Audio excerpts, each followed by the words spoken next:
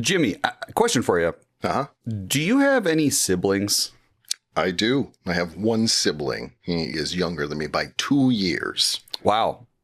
That's more than I asked a yes or no question, and you gave me a full answer. You're like a pro at this. I'm going to give you more than that. I'm going to give you another question. Do you have any siblings? I do. I have one sibling. I have a sister. Yeah. She is 4 years younger than me. Wow. But I also have a couple of cousins who I grew up very closely with who also feel sibling-ish. Well, I didn't ask about that, Well, it's a question about siblings. It's a give and take here. We're just, leeching off of each other's personalities or something. We're definitely leeching. Did you like being an older brother? We're both older brothers. I never knew that. We're both older brothers. In fact, we're both eldest in our family, right? We are. And there are only 2 kids in our family, so. Right. Yeah. Well, I have cousins, but I'm older than them. Yeah, but they didn't live in your house while you were growing up. No, but I did have sibling-like experiences. All right, fine. I don't want to hear about those. Did you like being an older brother? Well, if you think about it, if you had half siblings, they might live with your other parent if your parents are split up. But that wasn't the case for you. No, it wasn't. But you would still call them siblings. Okay. Well, right? Yeah, so, that's fine. We all You're have born from the same families. parents. That's not the same thing as a cousin. A cousin is the child of your uncle or your aunt or something. If you have a sibling, it's blood relation, one of your parents. So this is really about blood. This is about blood. I think so. When I asked the question, I think it must have been about blood. There will be blood. You're right. Yeah. No, I liked it. It's an interesting thing to be the oldest. Do you think you were a good older brother? Yeah, for the most part. Yeah. I gave my sister and my cousins, we'll say my siblings, I gave my siblings a hard time sometimes, but it was mostly goofing, fooling around. I think I was a lot of fun. Yeah. What about you? I don't think I was a good older brother. I was a terrible older brother, actually. A terrible older brother? Well, I think the thing was, me and my brother were polar opposites. He was into sports. I was into, writing in school. I was good at school. He was good at, people, and making friends and all of that. On top of that, I was the older brother, and for our entire childhood, he was taller than I was.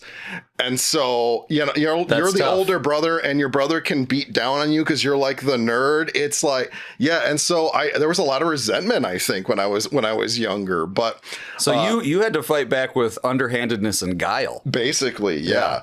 And I was also a really shy kid. And so what I would do is I would send him out to go and make friends on the playground, bring them back to our house where I was more comfortable. And then I would steal his friends and turn them against him. Oh, that's terrific. Yeah, real psychopathic stuff. But that's really great. Despite all that, we have a pretty good relationship as as older brothers. We like each other. Now, you still know him? I still know him. We still hang out every once in a while. We chat. We like each other.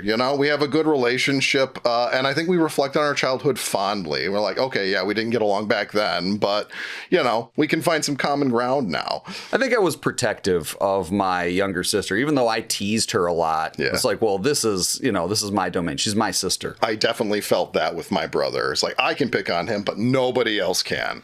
Well, it's good.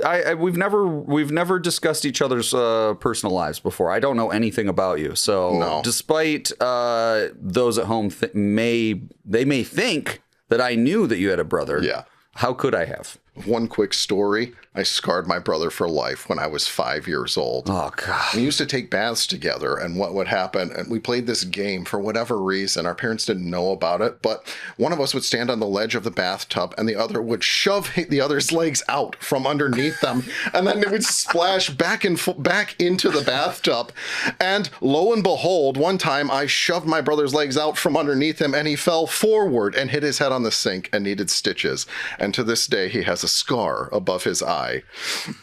I scarred him for life, and now he looks like a James Bond villain. That's crazy, because I have a story that is really similar to that with my sister, also involving stitches on the head above the eye, but Mr. Producer is oh, we got to get out of here. Jumping down our throats. Oh, geez. Roll it. Roll tape. Roll it.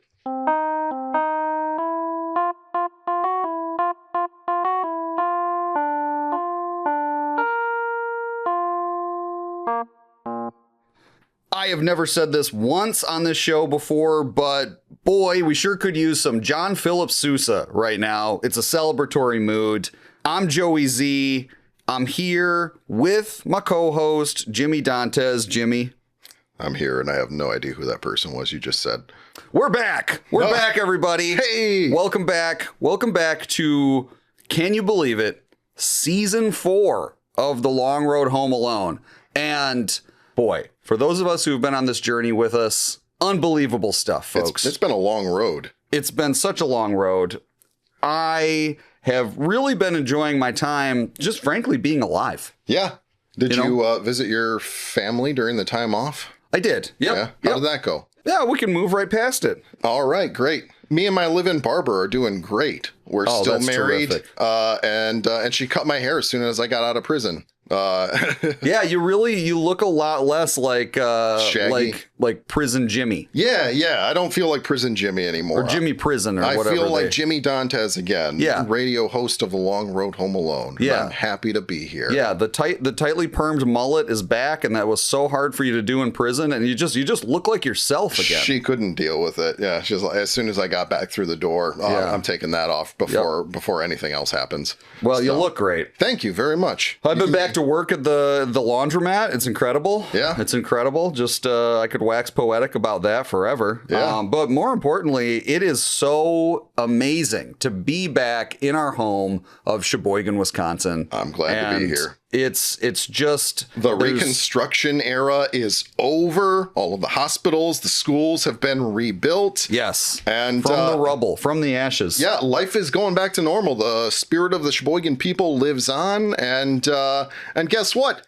Bill Sikorsky has now been named chairman at the Sheboygan Chamber of Commerce following the absence of Jerry Novak, who's now a fugitive from the law. So if you see that guy, tell the cops. Call the number. Call the FBI. Call the CIA. Stoppers. Get the president in on this. That guy needs to be caught and found and put in prison. This is all long overdue. Yeah. And I think things are back to the way that they should be. It's like the end of a movie, you know? And I think I personally just don't anticipate there ever being any more drama. I think the drama era is over. This feels so much to me like a happily ever after for Big Sheboygan and for The Long Road Home Alone and for me and you. Yeah. And, if this was a movie, I think this is where our voices would slowly start to fade down and the crane would lift up. Yeah. And it would lift up through the roof somehow. It's like a composite shot. And then into the clouds. Citizen Kane. Exactly. And but then, surprise! We're back. A dinosaur story. Rosebud. And we have a 2-year contract with the Chamber of Commerce. Thank you, Bill. And thanks for waking up and just being alive. And, it's just... well, and saving our lives. Well, that too. Yeah. Big time. Big time. So anyway, I'm thankful, but I want to move past the past. Well, yeah. What are we talking about? I want to present the present, which is today... I think there's something that we need to talk about that is long overdue. And the reality is there are more siblings in the Winnetka McCallister household. We've done one episode about Buzz McCallister. We did. But we've not heard about the other 3 siblings that Kevin has. We've even talked about the extended family. Yeah. We went into Heather's past, all about Rod and the twins, what their names might have been. Who's the other kid? Stefan, that's his name. Yeah. Well, we've already done it. Yeah. I think it's long overdue that we talk about a few of the other McCallister siblings. Yeah. That's Megan, Jeff, and Linnie. Yeah. And I think Megan won the coin toss in the back. So we are going to start off with Megan McCallister, played by Hillary Wolf. That's right. This is a Chicago native. What do you know about her? Yeah, I think that's a good place to start is first, let's talk about Hillary. Let's talk about the actor who plays Megan. For those at home, you may be searching your memory banks going, Hillary Wolf, Megan? Hillary Wolf, Megan, which character is that? She's the one who's in Home Alone 4. She's the one. It's her and Buzz. For some reason, there was a Sophie's Choice made by the producers. And Jeff Linnie and Jeff have been unpersoned. Are just cast out of the Home Alone universe, and it's just Megan and Buzz now. Yeah. Well, let's get back to Home Alone 1. Okay. And talk a little bit more about that. Yeah, and a little bit more about Hillary Wolf. Yeah. She's an interesting one because I think folks at home, even if you're really familiar with this movie, you're going, what else have I ever seen her in other than the sequel? And you're probably coming up pretty short. saying, I don't really recognize that name. Yeah. She did not have a long-lasting acting career. She didn't, but that was not because she somehow failed. No. She is one of, she's a rare instance, I would say, where she got out of acting. And we've talked a little bit about this before, I think, but she got out of acting and became an Olympian. Yes. In judo.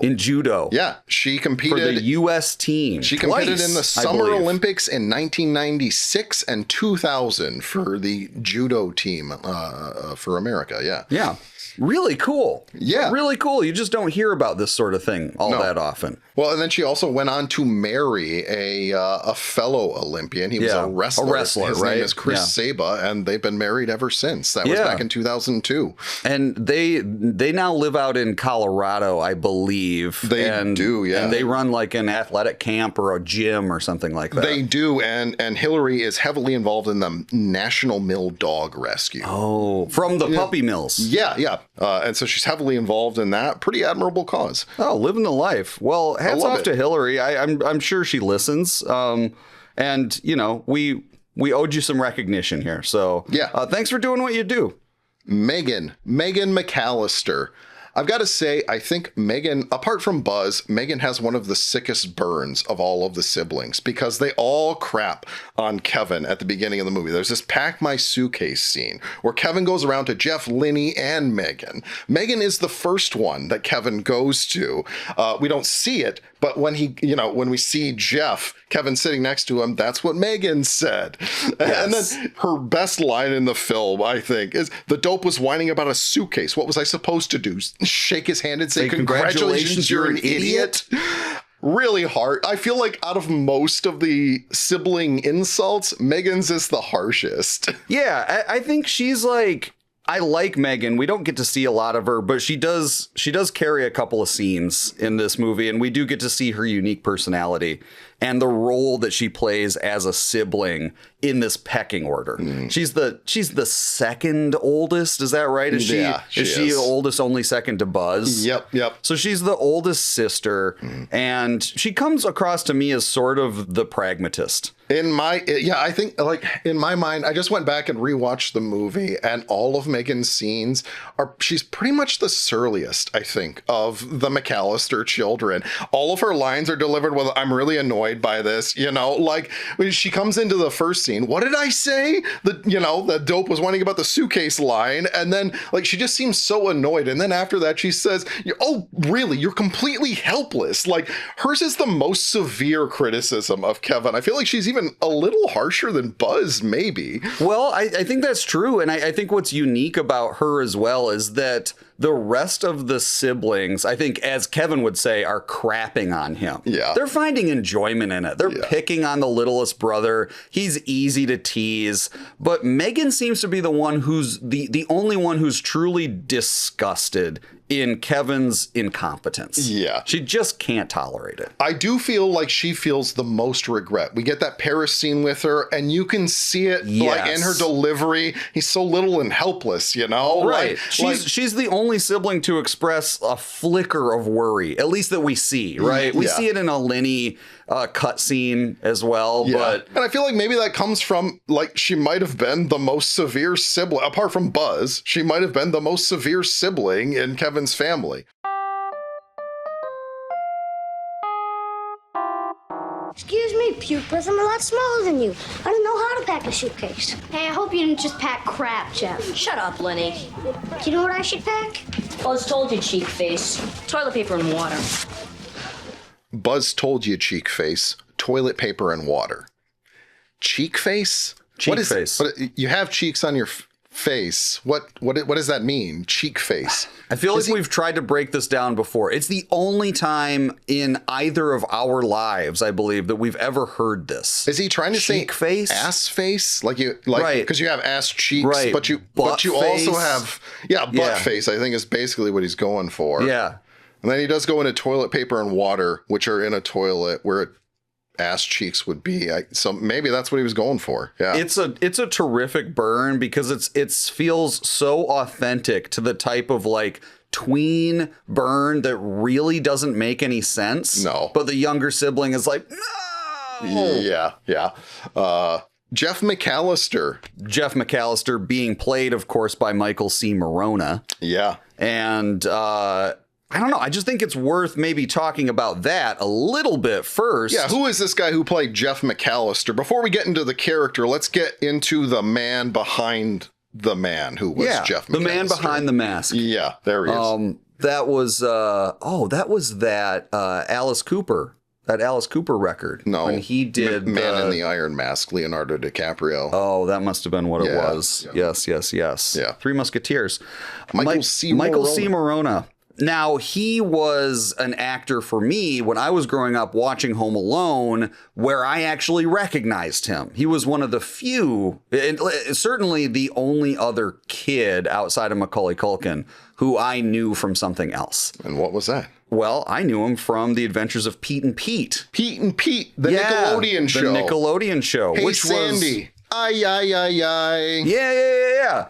That was a very weird series that I think has really become like a cult series. But I watched that a lot growing up.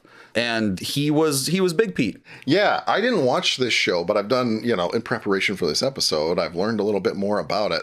Pete and Pete was always one of these shows that my friends said they loved in the way that I think I love Pirates of Dark Water, where it was like nobody else had heard about it or something. Like you just knew it was the kind of fun you wanted to be a part of. Everybody loved talking about Pete and Pete. Yeah. And I do love that theme song. Like I listen to it pretty much daily. So yeah, he played older Pete for 3 seasons. That was from 1993 to 1996. He actually started playing the character in 1989 when they did a few shorts. They did shorts. Yeah. Before they spun it out into a show. Yeah. It was like Nickelodeon shorts. Yep. Right. Time fillers. Yeah. And over the course of this show, so Michael C. Morona was this child actor who had a pretty successful child actor career. And for whatever reason, while he was on set, he was just enamored with the technical aspects of how films were being made and how TV shows were being made. On the set of Pete and Pete, the first season, I guess he just became like a part of the G&E crew, basically. Wow. Yeah. And when the season wrapped, the grip crew on Pete and Pete gave him a work belt as sort of a wrap gift. Wow. Because he had just like kind of ingratiated himself with them, asking about what they do, what their job is. And this is how like he eventually went on to become an electrician on a film set. That's right. He's a really notable example of an actor, a child star, or any actor, really. I think he'd made this successful transition into a long-term below-the-line crew career in the film industry. This is a department of film and TV that me and you, Joey, know pretty well because we met as part of a G&E crew. That's just so happened to meet. Yep, that's Grip and Electric. That's right. And what the Grip and Electric do, they're part of the director of photography's team. I was a Grip, you were an Electric. My understanding of the difference between the two is that the Grips are in charge of basically anything in front of the lights, anything that modifies what the light is doing. The Electric, their job is to handle the light itself, power to it, and just making sure that they're rigged. Y'all are not allowed to touch the electricity. You can't be trusted. Yeah. That's really our purview. And then we did have a dolly Grip on the Grip crew, but he was the traitor because he was really part of the camera crew. Right. And the director of photography liked him best. Well, it may have also been because he was a better person. It could have been that. Nevertheless, I think it's really cool that Michael C. Morona to this day is he's a Union Local 52 G&E guy in New York. He got his first job from the gaffer on Pete and Pete. Really? Yeah. He basically the show ended and he was like, hey, I think I'd like to try this out and just see what it's like. He got his first job on I think it was a short film or something, not a high paid job. He said his first official job though, he auditioned for the lead role or for one of the roles on the part, didn't get it. And instead he ended up driving the electric truck. Oh, that's amazing. Where all the G&E crew is equipment is stored. Yeah. That's amazing. That's pretty great. And to this day, he's been he's been an electrician. Local 52. Yeah, it's great. And I'll tell you the truth. there's a good chance that he's making more money doing that than he might be making trying to continue an acting career. I mean, he may have had a very robust acting career. I don't want to, but say that he wouldn't have. He might not have either, right? It seems like such a strange transition. You've made it in the acting gig. Your name is known. You could keep pushing that. You could become an editor, a writer, a director. That's where a lot of actors go. These other positions, but G&E. You pick the blue collarist of positions on a film set. I don't know. That's pretty cool. I love it. I love it. Yeah. Hats off. He still does continue to do some acting. He was in I saw the TV Glow most recently, so he's getting back into it a little bit. Mm-hmm. So okay, back to Jeff. Jeff McCallister. Jeff McCallister. So Kevin shares a room with Jeff McCallister. Jeff is the first of the McCallister siblings that we actually get a line from. It's after Kevin has been told, go pack your suitcase by Aunt Leslie. Next scene we see Kevin, and he's sitting on what I assume is Jeff's bed, the lower bunk of the 2 bunks. I don't know. What do you think about that? I don't want to assume, but I figure Jeff is packing his suitcase on his bunk, right? And Kevin is entering his domain and trying to ask advice about how he should go about packing the suitcase from a sibling who is currently packing his suitcase. Right. Yeah. I mean, I don't know. Makes sense to me. All right. He's on the bottom bunk then. Sure. Jeff seems like not cruel to Kevin. It seems so much more casual than I think Megan or Buzz. It feels like there's a little more malice behind the things that Megan and Buzz say to Kevin versus Jeff, which it just feels like you share a room with this brother, you know him well, you know what his anxieties are, and you just take it all in stride. Yeah. I think that's where Jeff is at. None of his insults come across as like, I'm trying to, demean you. I'm just like, get over it, Kevin. They're more, right. They're more flippant. Yeah. It's sort of like, I spend a bunch of time, I go to sleep next to this kid all the time. And I do think you're right. I think that Kevin and Jeff, even though we don't see it, we can infer that the two of them are probably pretty close. I think so. I think it's like Megan and Linnie, they pair off. They both share a room, by the way. Right. It's not explicitly stated, but that is the case. Jeff and Kevin share a room, and Buzz is kind of just the king of his own domain. I think he's separate from the rest. Yeah. And you definitely get a sense of that when, you see Buzz in the film. Yeah. I do get the sense that Jeff and Kevin are probably the closest of the two, which is why I love at the end of the film too. Jeff is the only one of the minor siblings who gets a line in the closing scene. And when Kevin says he went shopping, Jeff is the one who says, "You went shopping?" Yeah. Like, I know you better than anybody. That's not in your wheelhouse. You don't go shopping. Right. All these other guys around here, they might think they get it, but I really know. Yeah. And then unfortunately, most of his scenes get cut. I guess he didn't really have any deleted scenes in Paris. It was mainly just the flyby while he was not sleeping. Yeah. One thing I do want to point out, though, it could easily be missed, but if you eagle eye this, during the scene where Frank enters the Parisian apartment, he's like, "Attention, attention," and he gives everybody the shrimp. If you watch this, for whatever reason, Jeff is on the couch and he snatches Rod's glasses off of his face and then dangles them out of reach for a few seconds, and Rod is just there like, give those back to me.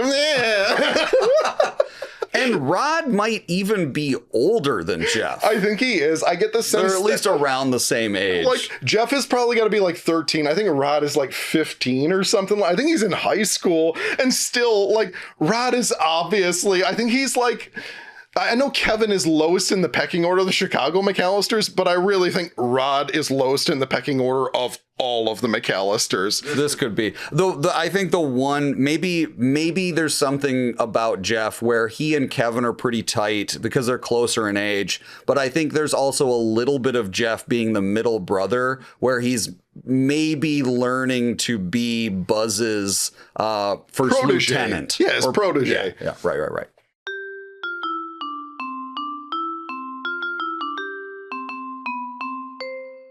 Boom, boom, boom, boom, boom, boom, boom, boom, boom, boom, boom, boom, boom, boom, boom. You know, what are you doing? You know what theme song that is? No, I have no idea what those sounds are that came out of your mouth.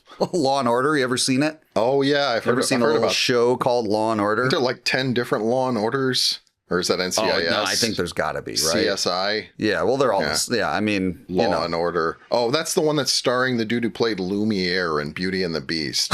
I was pretty surprised when I found that out. Yeah, way to go, Jimmy. There we go. You know, I was just thinking about theme songs to TV shows because we were talking about Jeff and we are talking about, you know, that great theme song. Hey, Sandy by Polaris. Sandy. Yeah, those lyrics, they don't make any sense, by the way. I know them.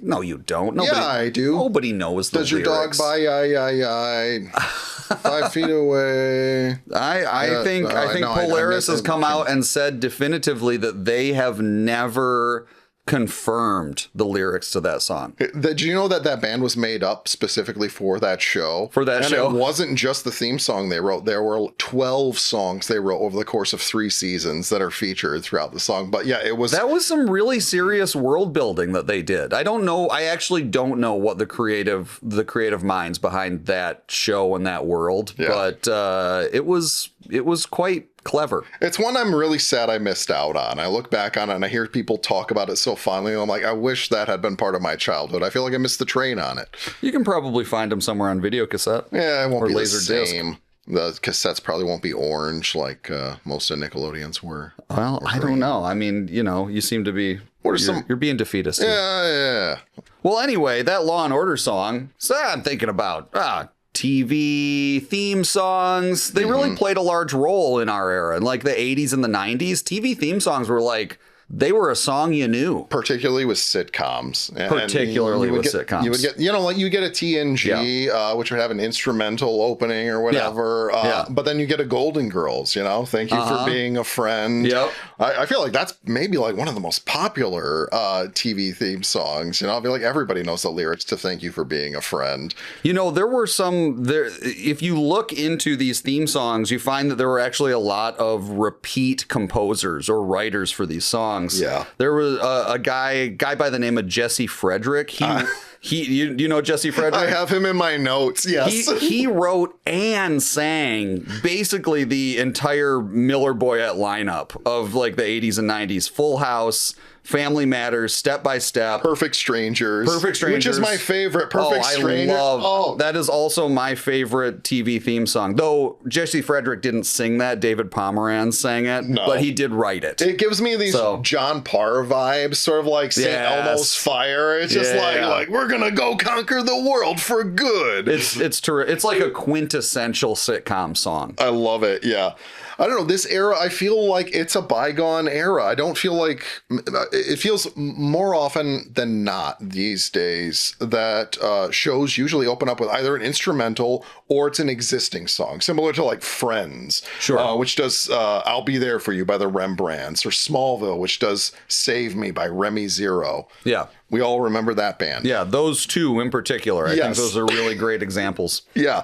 But then you would have other songs like in Full House or Step by Step where the opening song would kind of tell a story. It would tell you what the premise of the show is. Right. And what's going on here. Not always. Full House didn't really do that. But there's normally a theme of like, it's crazy around here, but we love each other. Yeah. Brady Bunch, that was one that explicitly says, here's the story These are the of a rules. lovely lady. Tune in now. If you don't know what the show is about, you're going to learn. We're going to give you the origin story every time in 30 seconds. One of my favorites, Fresh Prince of Bel-Air.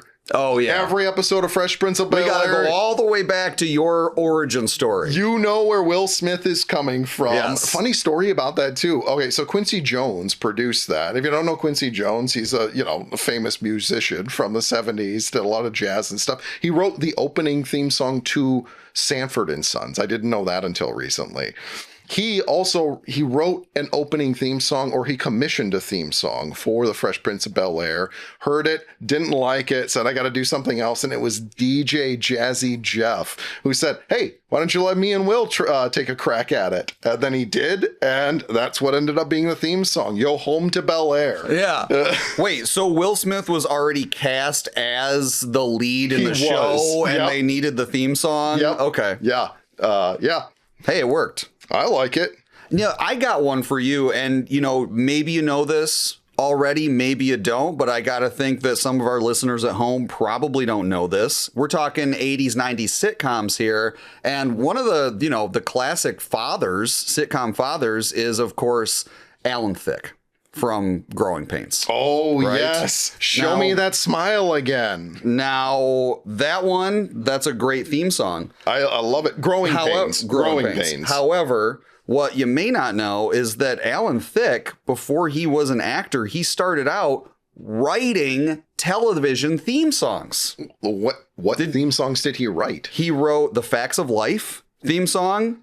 He wrote the theme song to Different Strokes. Wow. And he also wrote a ton of game show theme songs, including the original Wheel of Fortune. Holy cow. So I had no idea. Yeah, I didn't either. Alan Thicke was a prolific composer for television theme songs and then just somehow managed to become one of the leads on what ended up being a very popular sitcom. And then, a movie actor and so forth. But interestingly, though, he did not write the theme song for Growing Pains. No, that was somebody else. Growing Pains is I feel like that growing up, that was one of the theme songs that regularly went into my head. Step by Step was definitely there. Full House, Family Matters. I don't know, there's just something so positive about them. It's so upbeat, like we're just a bunch of family trying to get by. And here's a happy song about where our life is at right now. Another one I love, every episode of Chip and Dale Rescue Rangers, you know what those guys are about. Chip and Dale. Chip and Dale Rescue Rangers. Yes. When there's danger, call Chip and Dale. Call them. They'll get a ranger. Something like that. Chip and Dale. Yeah. You know that they're going to rescue Montgomery things Jack from that fat cat. That was a good one. What about DuckTales? I feel like they really go for it in DuckTales. It's a big swing. Yeah, I get Highway to the Danger Zone vibes from the DuckTales for whatever reason. But yeah, DuckTales, Darkwing Duck. Tailspin, I think, was mostly instrumental, though, that one. So was Gummy Bears. No. Gummy Bears is not instrumental. Gummy Bears bouncing here and there and everywhere. That's right. Yep. Never Wild mind. Adventures that's beyond compare. You got this they sort are the of Gummy Bears. music. Yeah. Magic and mystery are part of their history, along with the secret of gummy berry juice. It's a whole story. I mean, that one you really got to revisit that one. Speaking of Star Trek, we get a few good instrumental and intros to Star Trek. Actually, while I love TNG and I hate Voyager, Voyager probably has my favorite Star Trek intro. I really love the instrumental theme song that they have there. One I don't love so much, Star Trek Enterprise. Yeah, I had a feeling you were going to say that. Yeah, this one, what is it called? Where My Heart Will Take Me. It's a country song about something. I don't know what a country song is doing in a sci-fi show about the origins of the first Enterprise, but it was a weird swing, and I think it's a swing and a miss. Yeah, don't do that. It's no That's wonder. That's a popular opinion, though. It's safe for me to say that. Someone out here going, "Nah, you're wrong," and that's fair. Nobody except for my parents even watched Enterprise, I don't think. They made it for your parents. Yeah, I guess so. You do learn about where the Klingons' head bones come from in that show, important. I guess. Yeah, let's know where that happened.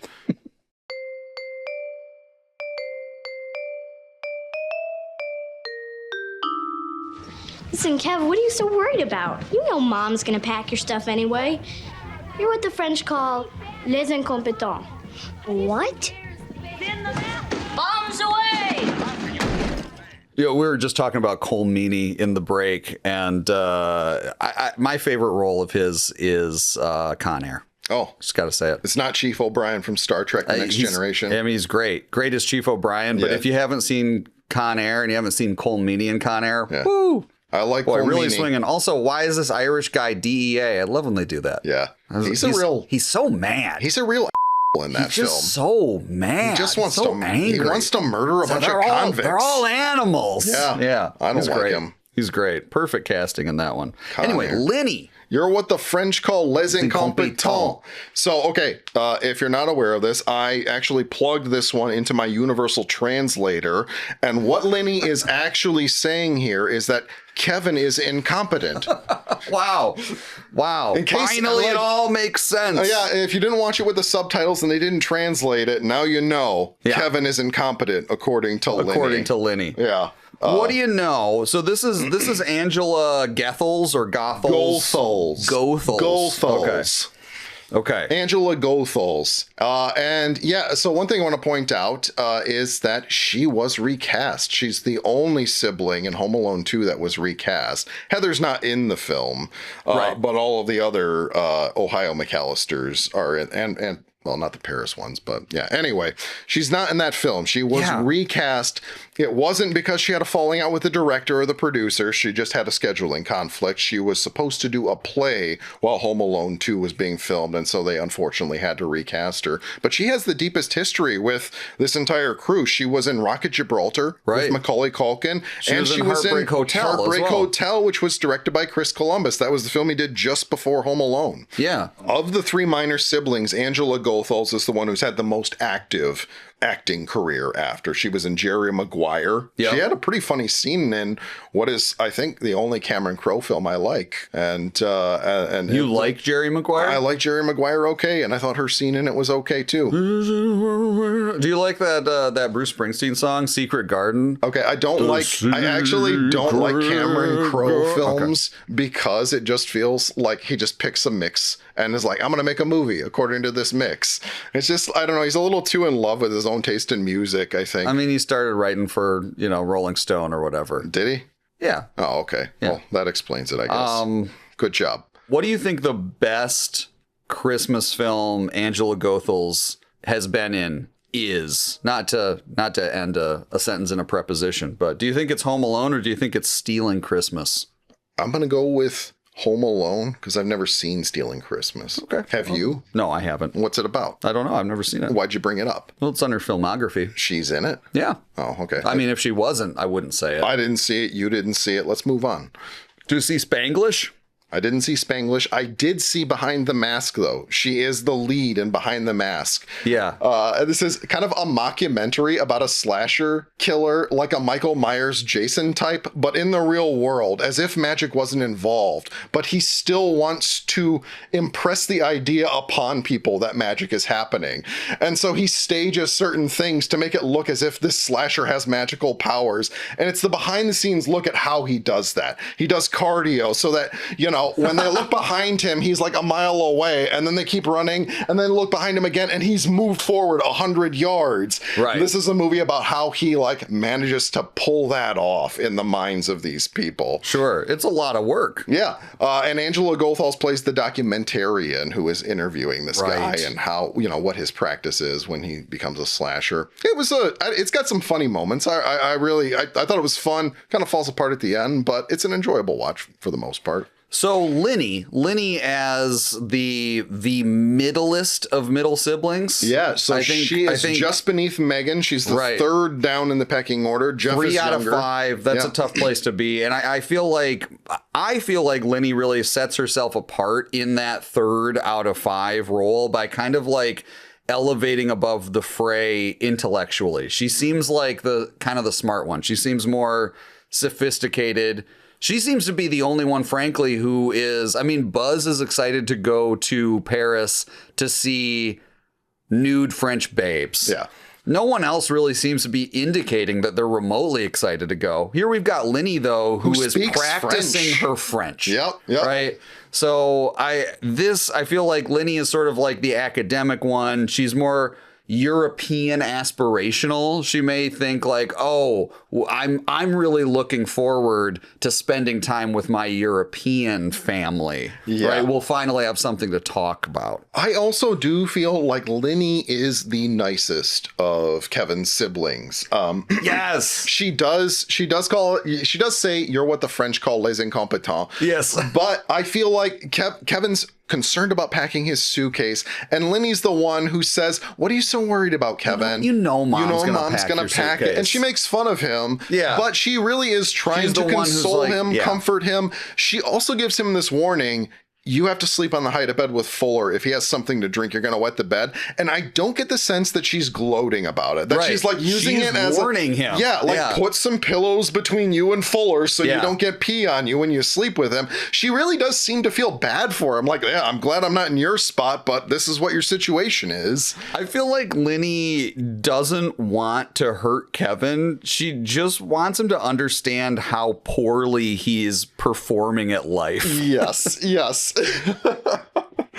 And unfortunately, like her biggest scene got cut. She had a scene with Peter in the deleted scenes. And we, Paris. Of course, have talked about this before. Yeah. If you haven't seen that scene, Linnie is basically the catalyst for what sends the Chicago McCallisters back to Chicago. Right. Peter and the rest of the family were intending on staying in Paris until Linnie said, it's not even going to be Christmas if Mom and Kevin aren't here. Let's just go back home and be with them. Right. And lo and behold, even though you don't see it in the theatrical cut, that's why they're sent back, and they arrive the same time that Mom does. Yeah. I do wish that we saw that in the final cut. And I think it's probably right that it was cut because the rest of the McCallister clan really is, for the most part, background. They're there to show us how chaotic this family is, to explain how Kevin could get left home alone. They're there for like some comic relief and some window dressing. So it would pull you out a little bit of this pretty tight plot to like go and spend this emotional moment, but I do still think that it's you miss something. You miss something for sure from the extended family because of that. Yeah. One thing I do want to point out too about all of the siblings, though, I watched all of their scenes. There aren't very many of them left in the theatrical cut, but the ones that are there are meaningful, and they say a lot about all of the characters in the film. And the main thing that came to mind is that when you see Kevin interact with all of his siblings, you really do get the sense that he's just like being crapped on by all of them. But it's not just him. They do this with everyone. All of the siblings are doing it back and forth. Buzz is complaining about Jeff drooling on him at the end of the film. They're all arguing as they come in through the open door. When Jeff shows up, Linnie's like, I hope you didn't just pack crap, Jeff. Shut up, Linnie. Right. You know, like, it's not just Kevin that all this animosity is directed for. That's very true. I think he just feels it most intently because he is the youngest. You know, like, you guys are supposed to take care of me. And he hasn't quite gotten to the point where he can just snap back something too, you know, in the same way that Buzz can say, you know, I wouldn't let you sleep in my room if you were growing on my ass. Right. Well, and in turn, also, probably Kevin is as quick-witted as he is, even if he doesn't feel that way. Hang up the phone and make me, why don't you? Right. Having 4 older siblings that are all sassy and sarcastic has really prepared Kevin in an emotional way to take on 2 adult strangers who are threatening, I think, and throw some insults in there while he's at it. Yeah. You know, finally get some of that animosity and that frustration out that he can never get out towards his siblings. Take that out on a couple of criminals. I've got to wonder how many times he's going to say to Jeff or Linnie, I'm down here, you big horse's ass. Come and get me. And then you get that final scene at the end of the film. They all come back, and it isn't just Kevin's mom and Buzz and his dad being impressed with him. It's the entire family. Yeah. You know, it's 4 siblings that he's dealing with, being impressed with what he did while they were away. And you saw them while they were away, and they were really worried about him. He's so little and helpless. You know, that's Megan even in Paris, you know, like, he's so little and helpless and pathetic, you know, like, he can't be on his own. He's so vulnerable. Yeah. And when they come back, he says he went grocery shopping. You get that look between Linnie and Megan at the end. They look at each other like, wow, didn't expect him to say that. Yeah. And it's also no longer les incompetents. No. Compétent. Compétent. Les compétents. Les compétents. Les compétents. Wow, we're good at French. Oui.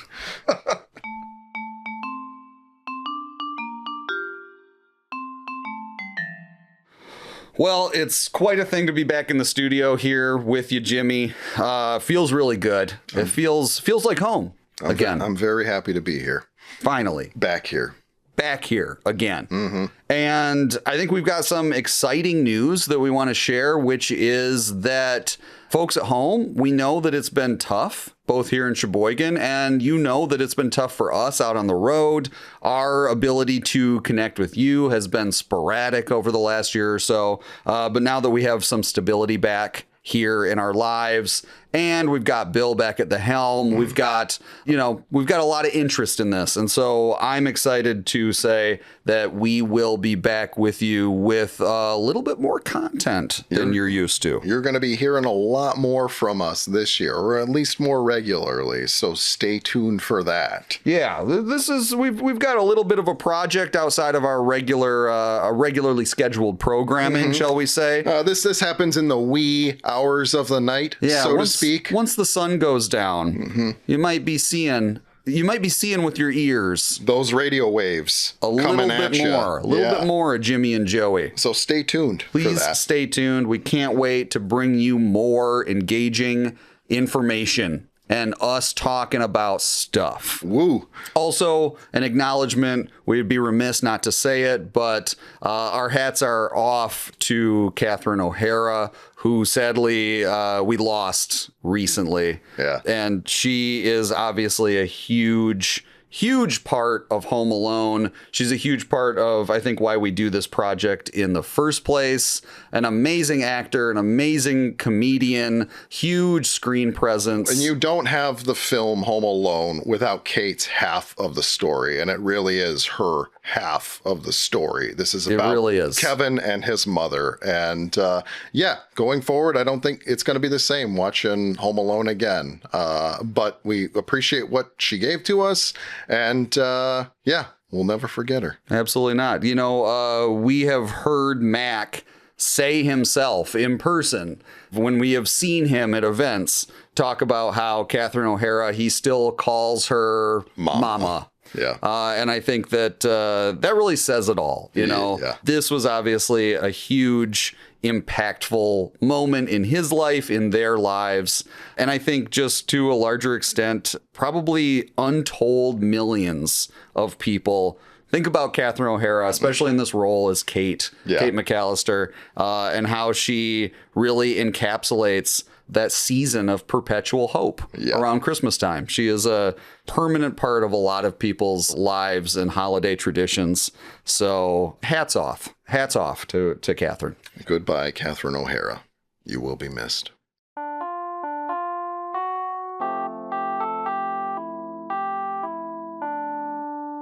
Broadcast live from our studio in Sheboygan, Wisconsin, The Long Road Home Alone is hosted by Jimmy Dantes and Joey Z, and produced by Pat Muldoon.